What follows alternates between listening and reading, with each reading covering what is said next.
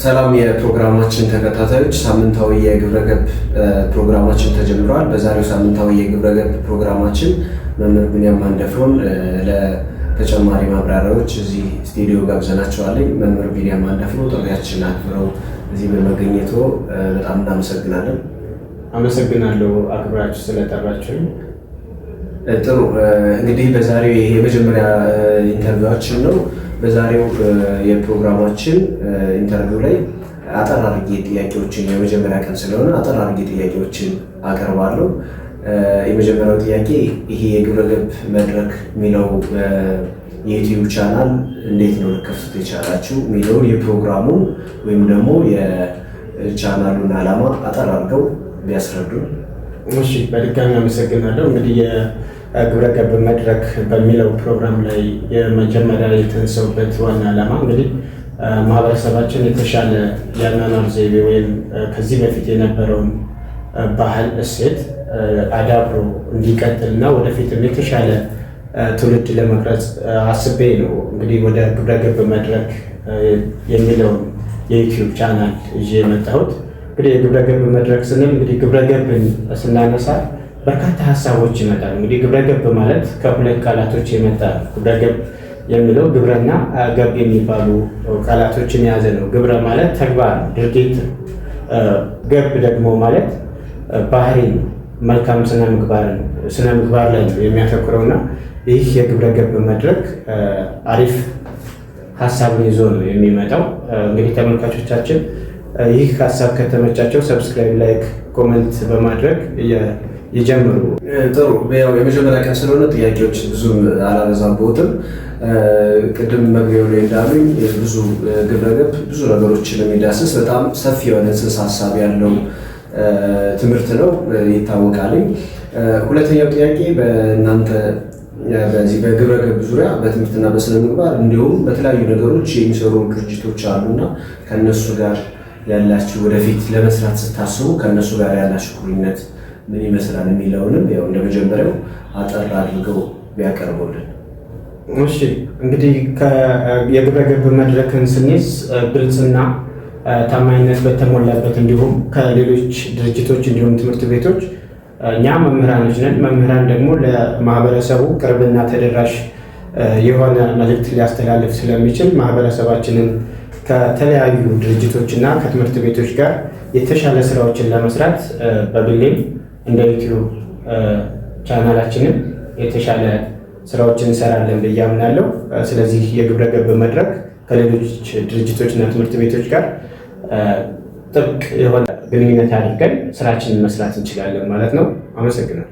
ጥሩ፣ ያው ቅድም መግቢያ ላይ እንዳልኩት በጣም ሰፊ የሆነ ጽንሰ ሀሳብ ያለው በመሆኑ በአንድ ቀንም ነገሮችን መጨረስ ስለማይቻል ዋና ዋና ፖይንቶችን ነው ለእርስዎ ላቀርብ የፈለጉት። እስኪ በግብረገብ መነጽር እንደው አሁን ያለውን ያው እርስዎ መምህር ነዎትና አሁን ያለውን ትውልድ እንዴት ያዩታል? እንግዲህ በግብረገብ መድረክ በርካታ ነገሮችን ማየት እንችላለን። ምክንያቱም ድሮ ቅድመ አያቶቻችን እንዲሁም አባቶቻችን በግብረገብ መድረክ ውስጥ ነው ያደጉት ማለት ይችላሉ። ማለት አሁን ላይ ካለው ጄኔሬሽን ወይም ወጣት ክፍል ስንመለከት በተለያዩ ነገሮችን እንረዳለን። ምክንያቱም ከአለባበስ አንጻር እንግዲህ የመልካም ስነ ምግባር ባለቤት ስንሆን ከአለባበስ ይጀምራል። እንግዲህ መልካም ስነ ምግባር ስንል አለባበስ ሊሆን ይችላል፣ ቤተሰብን በማክበር ሊሆን ይችላል፣ አስተማሪዎችን ወይም የትኛውንም የማህበረሰብ ክፍል በእኩልነት አይቶ የግብረገብ መድረክን ወይም የግብረገብ ተግባርን ወይም ስነ ምግባርን ማሳየት ያስፈልጋል። ስለዚህ ትውልዳችን ወይም ወጣቱ ክፍል በግብረገብ መድረክ ቢያድግ ለሀገርም ለራሱም ለየትኛውም አካል የተሻለ ለውጥ ሊያመጣ የሚችል አስተሳሰብ ይኖረዋል ብዬ ነው ይህን ሀሳብ ያመነጨሁት ማለት ነው። ጥሩ፣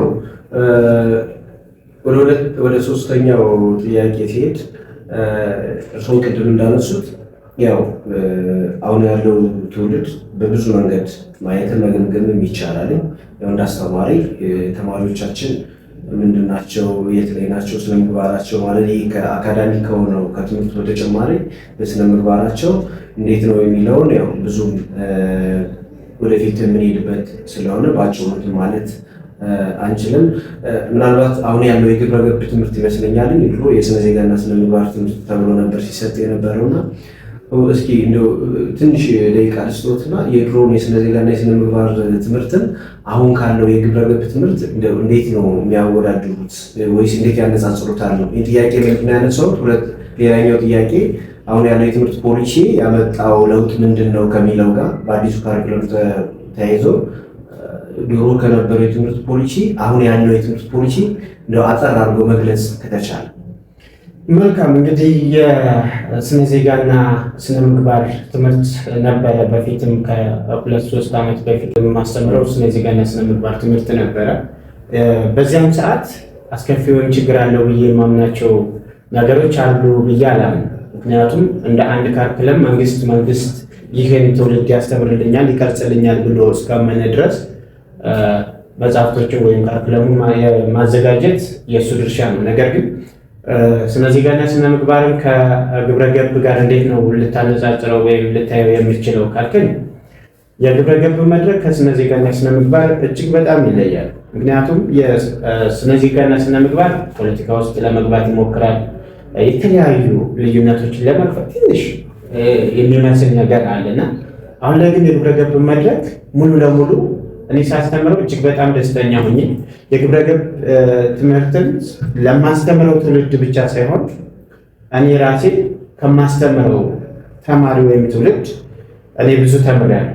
ምክንያቱም የምሬ ይሄንን ሳደርግ ድሮ የነበረኝ ባህሪ ድሮ የነበረኝ አስተሳሰቦች አሁን ላይ ልክ እንደገና እንደ አዲስ ከመወለድ ድረስ ያደረገኝ ነገር አለ። ምክንያቱም የግብረ ገብ መድረክ መልካምነትን ያስተምራል።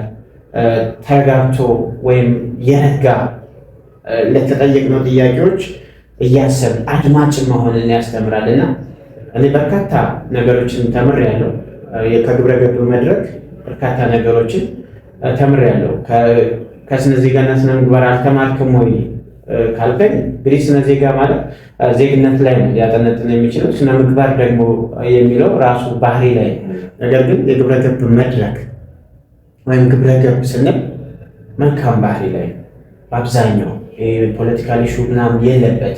በቃ አንድና አንድ ትምህርቱ ላይ የተሻለ ትውልድ ለሀገሩ ሊጠቅም የሚችል ቅንነት፣ ታማኝነት የግብረ ገብ መገለጫዎችን ቅንነት፣ ታማኝነት በተግባር የሚያሳይ ነው ብዬ አምናለሁ። ከግብረ ገብ መድረክ ብዙ ነገሮችን ተምሬያለሁ ለማለት ነው። አመሰግናለሁ። ያው ቅድም እንደገለጹት በጣም ሁሉም አስተያየት የሚሰጥበት ያው ከድሮ የትምህርት ካሪኩለም አሁን የተሻለ መሆኑን ነው። የድሮ የትምህርት ካሪኩለም ከ5ኛ ክፍል እስከ 12ኛ ክፍል በዩኒቶች ተመሳሳይ ነው። አብዛኛው ያን ያክል ብዙ ልዩነት አልነበረውም። አሁን ግን አብዛኛው ተማሪ ወይም ደግሞ ሌላ ሰው ከትምህርት ዓለም ውጭ የሆነ ራሱ እንደ ፕሪንሲፕል ወይም እንደ ሕግ የሚጠቀምበት የትምህርት ካሪኩለም ነው። ደስ ነው የሚለው። እንደው እዚህ ጋር ተያይዞ ሌላ ጥያቄ ላነሳ የፈለኩት በተማሪዎች ላይ ያመጣው ለውጥ ምንድን ነው? ይሄ እንግዲህ ቅድም የመለሱልኝ የእርሱ አንደርስታንዲንግ ነው ወይም ደግሞ እርሱ በተረዱት መንገድ ነው የገለጹት። ይሄ ግብረ ገብ የሚባለው ትምህርት ወይም ሞራል ኤዱኬሽን የሚባለው ትምህርት በተማሪዎች ላይ ያመጣው ለውጥ ተጨባጭ የሆነ የታዘቡት ነገር ካለ እሱ ቢገልጹልን እስኪ።